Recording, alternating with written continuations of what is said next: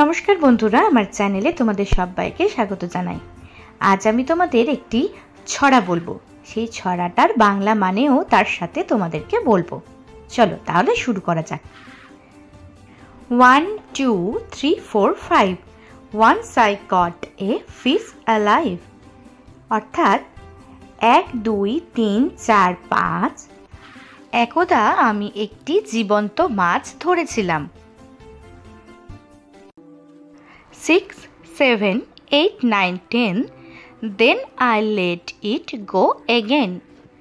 6 7 8 9 10 তারপর আমি এটাকে যেতে দিলাম।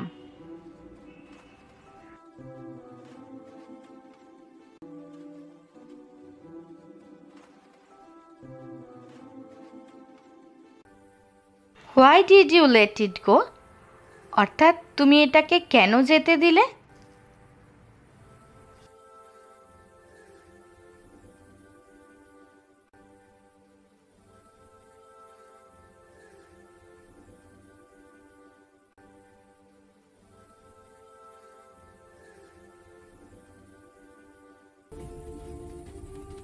Because it bit my finger so। অর্থাৎ আমি ওকে ছেড়ে দিয়েছি তার কারণ হলো এইটি, অর্থাৎ মাছটি আমার আঙুলে কামড়ে দিয়েছিল।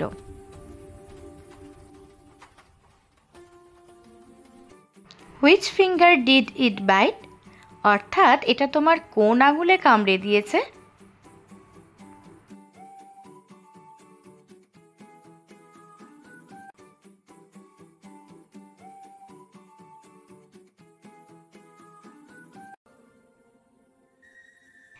This little finger on my right।